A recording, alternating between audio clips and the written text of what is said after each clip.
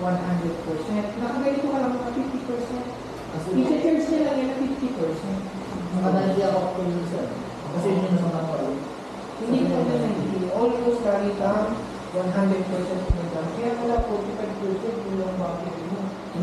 Ay na. Hindi ko yung may pinocharge ko yan, pero nag-discharge na kasi tatlong ay isang ulit ko dalawang Hindi mo ganyan ako mag-discharge. Ang Hindi ganda tayo ko. kapasok. Discussion. Okay? Yan na, discussion. Tinatawag mo yan doon. Kapatid mo. Ganun ganda. Yan ha. Ito yung setup nito. For example, ito bahay mo.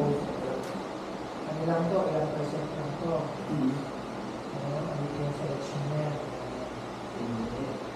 May pang bahay lang to. Yung example, i-safety mo sa bahay, i-gagamitin mo charge. Ang gagamitin mo, full charge sa baba. Masaya, i-gagamitin mo, lagi ko na sa baba. Para 100% full charge. Mabilis lang full charge, 45 minutes full charge na pala. Kapag po, Pwede na ba ng power station yun sir? Usually ito ay power station. Charging hub station.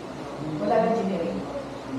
Galing. parang battery ng motor Kaso ko. nga lang, ay check kung meron pa maliit na battery, no? Para yung motor pa rin. Nasa extra. Nasa ilang range yung isa sir?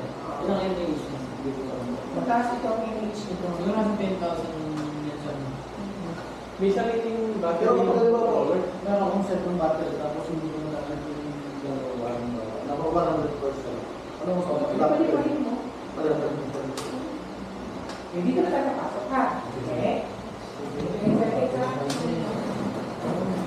Okay, ito na yung tinatawag natin proper safety. Kanina proper cycle pinag-usapan natin. Ito. Proper cycle, pinaka-safe period natin, every use. Before use, cool down system natin. 25 to 30 minutes. Yan ang proper cycle natin para